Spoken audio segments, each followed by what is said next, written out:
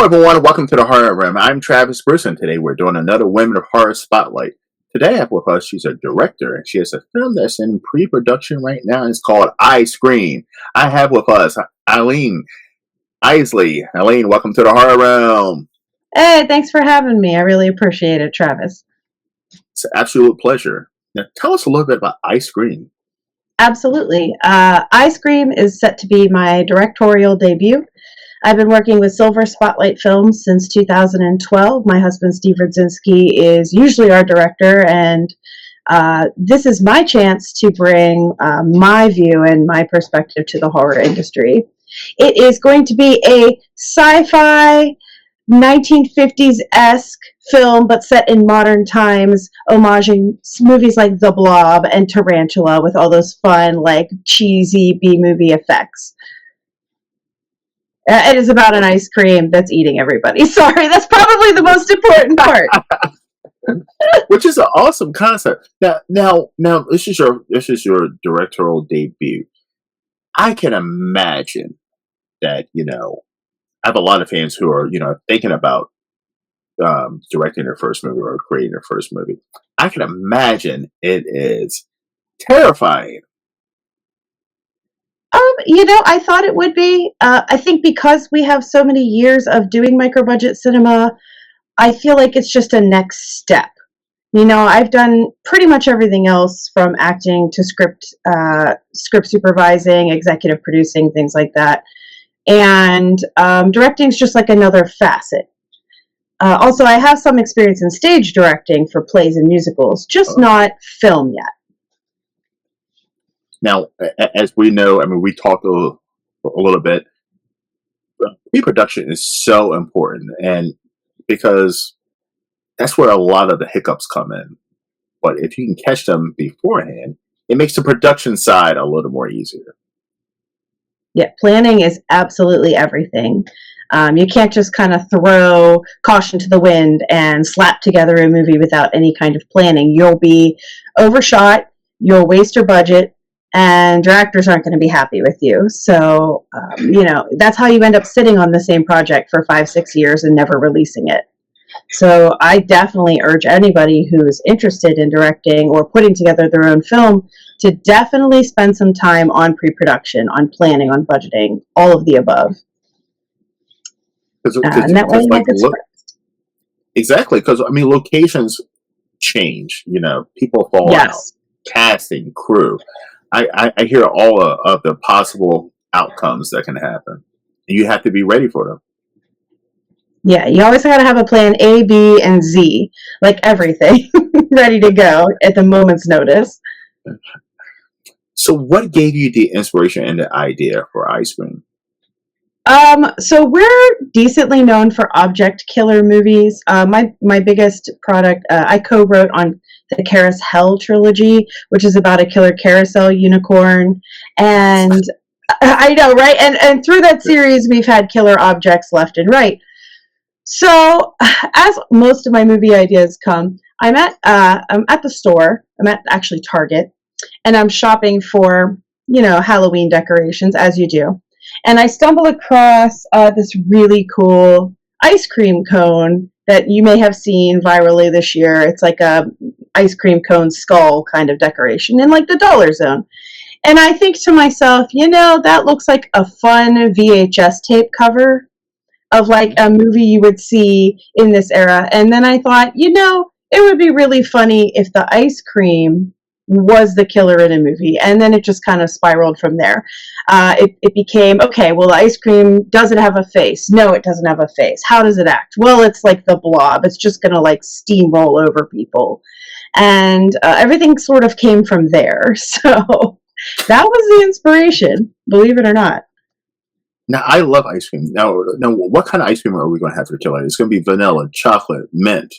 Mint chocolate chip, because as you learn in the film, it is already teeming with negative energy, and we got to get Minty Fresh out there. Plus, there's a lot of really fun alliteration with the Minty Menace, so that's, and the green kind. Don't be fucking around with vanilla white mint chocolate chip. It's green. you got to have, it's going to look nice, but it is forbidding me from green screening on camera. I'm going to have to color grade somehow other way because I can't key out green. I'll be in trouble. Yeah, because I always said that the people who like mint chocolate chip ice cream are borderline serial killers. Because basically, yes, because who the fuck likes minty ice cream? Like, I mean, confession, I do. But I've also played a like a borderline psycho killer in several films, so I guess it fits. The shoe fits. You don't like Thin Mints, like the Girl Scout cookies? No, I don't. Okay, yeah. No, I only use mints when my breath was stinking or something. I feel like they're stinking. That's the only time I use you're mint. squeaky clean then. No killer genes over there. So by being on the producer side and now, being a director, I can imagine, being on the opposite side of the camera, is, you've seen a lot of things through production. You're like, damn, these are mistakes if I'm going to make my movie that I wouldn't want to make, or this is how I wanted to do things. Now, is it different once you get behind the camera and you're like, oh my goodness, this is not as easy as I thought it was going to be? That has yet to be seen since we haven't officially started shooting. But I do think there's definitely a whole different world of things to think about. Like now I'm focusing on, okay, which lenses do we have? What lens am I going to want to bounce to? I've always storyboarded and planned shots for some of our films, but now I have to call the shots. I have to call for where I want the lighting to come from. Things that maybe weren't necessarily what I was in charge of on set, and now those are what I'm factoring in on top of directing the actors, probably helping puppeteer the ice cream. I normally wear like 700 hats on set, so I'm puppeteering and I'm set dressing and I'm costuming people. This is just another slice on top of everything else. Yeah. So it's yet to be seen, but I think all in all, it will still be very manageable because I'm not coming from never being on the production side. I think that will help. Now, also, I'm saying this is a women-led horror film. Yeah. Tell us a little bit about that. Well, I just think women in horror are amazing. And I will never discredit anybody for, showing a little TNA, improving the plot. But I do feel like women's role in horror films has been a lot of body horror, has been a lot of here's the sex appeal. And while there's no problem with that, I've done it myself. I do think women in leadership positions definitely deserve a little boost. I think we can equally bring a really creative side to things and break a couple of tropes, especially when you're talking about writing and how a woman would write a female character or a male character versus how a man would write that character. I think you're going to get a little bit of a fresh air taste and see how things may differ from a different point of view. I also run the Women in Film and Media chapter of Pittsburgh here in Pennsylvania. So we are all about boosting up women's status in the film industry and giving opportunities for women to really pull things by the reins and show what we can do. And if you've seen my show, I had the Women of Horror Spotlight, and I think I'm the only one who's doing this on YouTube. But thank you for that. You're welcome. You're welcome. And I interview women horror authors, indie horror authors, filmmakers, FX, models, actresses. It seems like there's a huge push for a lot of women to go into indie horror, whether it be writing, filmmakers. Why do you think that is? Well, I mean, why 10 years ago that wasn't a thing? Why do you think in the 2020s there's such an insurgence of it? I think realistically, you just have to look at the industry in general. It's been male-led for a very long time, much like many other industries in the United States and pretty much everywhere on the earth. Yeah. I think, women pushed so hard for so long for all of these different rights. We finally, after so many decades, were able to vote. We're able to, control more aspects of our lives, like our finances and our house affairs, financial affairs, without needing approval from husbands and so on and so forth. So the next step is in the creative arts and telling our stories through film and media and music, art, whatever format we want to. I think our voices should be heard. I think they shouldn't be marginalized. And I do think I would never ever talk crap on anybody, but in the industry, women have often been placed in a sort of a victim corner, if you will, where maybe by hoping to be the next big thing, or by hoping to not want to like burn any bridges with people, they've been convinced to do a lot of things when they're not in a position of power that they may regret in the entertainment industry. And so I think now is an excellent time, especially with our current, I'm not going to get too heavy into it, but with our current political climate and all, I think it's an excellent time for women to speak up and to put out there what we're thinking and to not take no for an answer. I have a controversial question on this because I like asking hard. Go for it. Why do you think there's been so many sex workers and former porn stars, OnlyFans models who are flocking into the horror industry hardcore? Why do you think that is? Well, I think content creation, is still a form of self-expression. I think sex workers and the like are still a industry that should be respected and not like looked down on just because they choose to show their art in a different way. And I think if you're going to slide into a film industry, horror is a great genre. It's a great stepping stone when you're coming from a place where skin sells. Because we talk about this sometimes with our company. When you're marketing a horror film, there are several things you're going to do to try and get that audience, right? The gore is important. The plot, right? Sex sells, so that's usually something you want to include in some way, shape, or form. And I think it's a very comfortable place for many of these women to start into film because they're already used to being on camera. They're already used to being comfortable with audiences watching them. And so now to see them sort of flock to this industry is wonderful. In fact, we've cast several people over the years from the industry and will continue to do so because there's a lot of talent there. And I think horror of all the genres is the most like welcoming to these gals who are now coming our way into cinema. And I hope to see them continue to come on over. Now I've noticed something.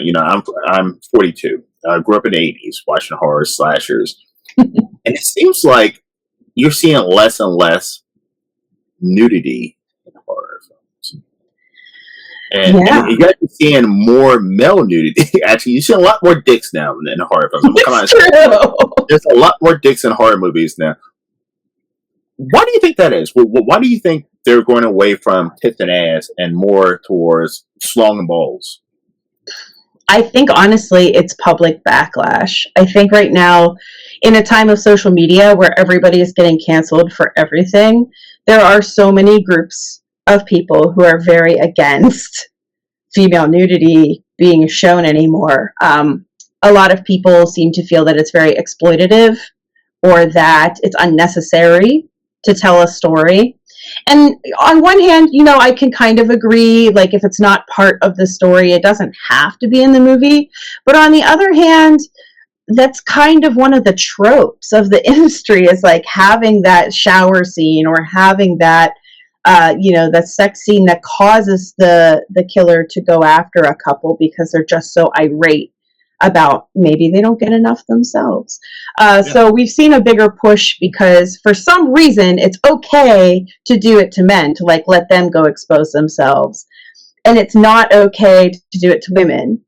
And I think that's garbage. I think that's a double standard. I say free the titties, free the balls, do whatever you want. Just like rate it properly so the right audiences are seeing it. And then you're good. Like do what you want. I agree, but horror is meant to be offensive. It's an offensive genre of movie. So I don't understand, what happened where horror creators are so worried about offending people Now, I'm not saying, listen, you can be openly racist or homophobic or anything like that. Right. But at the same time, I'm a black guy. I know that one of the tropes is that black guys don't make it too long in horror films. I was in a horror film. I got killed off pretty quick. But like that's a part of horror. It's supposed to be a little offensive. It's supposed to be a little, oh my goodness, I can't believe it's going there. Yeah. I think we actually got into an argument about this on the internet recently where somebody had a stance that like films are never political and nothing about movies is ever political. And we were like, you're completely in the wrong. Every single piece of artwork that's out there, whether it be a painting, a poem, whatever, is political. Maybe not house political, like, okay, here's Democrat, Republican opinions, whatever. But it's political in that it tells an opinion or a statement from the director, from the writer, from the painter, whatever it may be. And you're trying to give an opinion through how you represent your characters or how you give a moral to the story or who gets their comeuppance. And you can't, people might not even get your actual message. They might get their own message from your film. But like, if you're afraid to ever offend anybody, you're limiting yourself to such a small corner. You don't have to be hateful. Like you said, like, obviously, I don't want to see some racist shit. I don't want to see like homophobic shit. But like, if you're pushing the boundaries of like, well, how does it feel when you're in a chat room online and immediately you get like 7 dick pics? Like, let's talk about that. Let's put that in a film, but make it creepy because it's a reality of life. Yes. So I don't think you can limit yourself in that way, but you can still represent people without being blatantly hateful. Unless it's, of course, like an actual criminal. Like, obviously, if you're going to represent someone who's like, I don't know, pedo or something, you can be hateful towards that character, I guess. Because, I mean, you look at the old school, I said this before, you look at the old school horror villains like Jason, Freddy, Leatherface. They did not discriminate on who the fuck they killed. I mean, they would kill somebody in a wheelchair. They would kill, a black person as quick as they would a white person, man, woman. And Sure. like, it just seems like when it comes to horror films, I don't see diversity anymore. I don't see, like, I was talking about Scream 6 and especially Hollywood horror films. I was looking at watching Scream 6 and my biggest view on that movie was, okay, you're at Columbia University, which is one of the biggest universities in the country in New York. Mm-hmm. It's a diverse university, but in this movie, everybody in this movie was beautiful and white, and I'm like, mm-hmm. But is that the representation of Columbia University? Because Columbia University, you gotta be pretty fucking smart to go in there, and I feel like not everybody at Columbia University is attractive. I feel like not everybody in there. I feel like there's people in wheelchairs, disabled people, and I just felt like when it comes to Hollywood films, it's like everybody. Horror films, everybody has this perfect look to them, and that's something when you look at indie horror films, which I love, people look like real people. You know what I mean? Not everybody looks like a fucking model. Yeah, I think partially the bigger Hollywood films with huge budgets of millions of dollars don't have an excuse for not being diverse. I don't care that you have money to afford, I don't, whatever name we want to put out there, but you still have to cast people who feel real. How are your audiences supposed to relate when everybody's like Demi Moore? You know what I mean? Like in the substance. Yeah. How do you have somebody put themselves in their shoes when everybody's glamorous and like white? You know what I mean? That's actually one of the struggles that I have in an independent micro budget level, is that we want to include that diversity. We want to get different races, different ability people, different gendered people. But the audition pool is like oftentimes so homogenous. There's not a lot to pull from to be diverse. I don't know what it is. Like, you can post a casting call. When I wrote the script, I will tell you, I specifically wrote the main characters to all be genderless so that no matter who fit the role, I could like adjust, right? And I posted a casting call, and it was any gender, any ethnicity, like open to whatever. And I got all pretty much the same, same. Like, no offense to any of them, because all the auditions so far have been wonderful and amazing. But it's very hard when you really want to include that slice of life diversity and you're just not receiving the interest. Okay. And I don't know if there's a way to like reach more people, if there's better places where people are looking, or maybe, Pittsburgh's a very diverse city. We've got populations from everywhere, a lot of immigrant populations right now, even from places like Nepal are really popular. So where are they? Can I get some people? Like, if you're watching this and you want to be in a movie and you're not a straight white woman, come see me. Like, you know what I mean? Like, I love straight white women, but also like, where's my other girls at? Where's my other man's out? Mm-hmm. It's crazy. Now, so when it comes to casting as a micro budget filmmaker, yes, I can imagine that a lot of, you have to pick your talent pool from the city that you're working in, because if you try to get someone from New York, they're going to want travel expenses or something. Mm-hmm. So, I mean, are you, as a micro filmmaker, are you limited to Pittsburgh? Not entirely. It depends on the project. So we have cast people from out of state. It depends on our budget. When we're working with like $15,000 to $50,000 budgets, one of the gals we really love to work with from out of state is Jessa Jupiter Flux. Jessa Flux is usually based out of Indiana, and we're not in Indiana. So on certain projects, we have paid to fly her in. But then maybe she'll kind of meet us halfway. Like, we have a guest bedroom. Would you mind staying there instead of a hotel room? Generally, we pay each of our actors a day rate, even at the micro budget level, and we feed everybody. Wow. Not just pizza, but other foods. So sometimes you have to give and take a little bit on the arrangements if the fit for that part is really going to help your movie soar. In this particular film so far, the people I've cast are mostly from the Pittsburgh area. I do have one person from out in Youngstown, Ohio. So I'm hoping like some more tri-staters, Ohio, West Virginia, Pennsylvania, would be interested. But I wouldn't be able to afford flying people because, for example, this project's only going to cost about $5,000. And half of that budget goes straight to the actors' pockets as their day rate. So, on something like this, I would be very limited. Like you say, I'd have to cast close by, or for people who can maybe have some flight miles that they want to spend for free flights, like something. You got to luck into it, really. Yes. By the way, anybody who's trying to break into the indie acting, and flight is a big issue. Frontier. I'm gonna do a plug for Frontier Airlines. Go for it. It should be paying me for this, but they have a program that's called Go Wild. It's $500 for the whole fucking year, and you can fly anywhere round trip throughout the United States, including that. That's rad. Yes. Now Frontier is a shitty airline. I mean, if you think Spirit, leg room and comfortable, but still for $500, I mean, can you get a round trip flight to most places for $500 in with Southwest or anywhere? No. I mean, but for the whole entire year, if you were an indie actor and actress and you want to go to places and get your day rates, I would definitely suggest going with the Frontier Go Wild program. It's an amazing program. I have it. And by the way, I should be getting paid for that sponsor, but yeah, plug it in. Plug it in. Give me the money.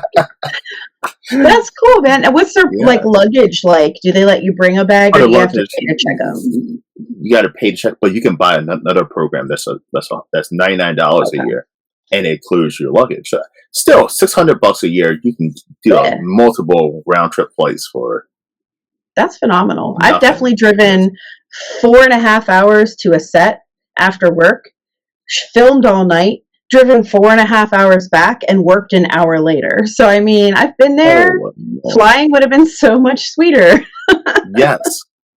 Now, are you going to be at Gross Fest in Pittsburgh? I think that's coming up in August. Yes. I'm actually a special guest at Gross Fest. Me and some of the other gals I've worked with over the years are coming. We're going to have a lot of female guests this year. So talking about women in horror.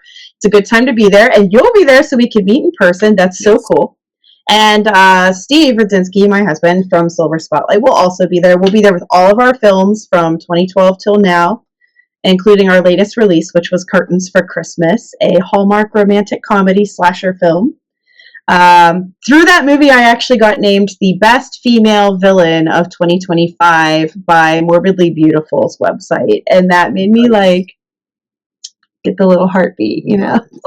I can imagine. Yes, so definitely. By the way, I'm doing a plug for Gross Fest as well. Definitely check out Gross Fest. Great guys over there. Great. I'm gonna be making an announcement on my channel about Gross Fest. But I'm not gonna do that right now. But yes, the Horror Realm at Gross Fest. So definitely check that out, and you can see some great indie horror creators. That's what's so special. That's what's so special about Gross Fest specifically is that they focus on independent level filmmakers. You're not going to get to meet these people at other conventions, and it's a great time to go and pick up a lot of new films and get yourself interested in a lot of new content that you may never have seen before. I 100% agree. Elaine, where can everyone find you? So I'm on Instagram under @Elaine Isley, just like my name here.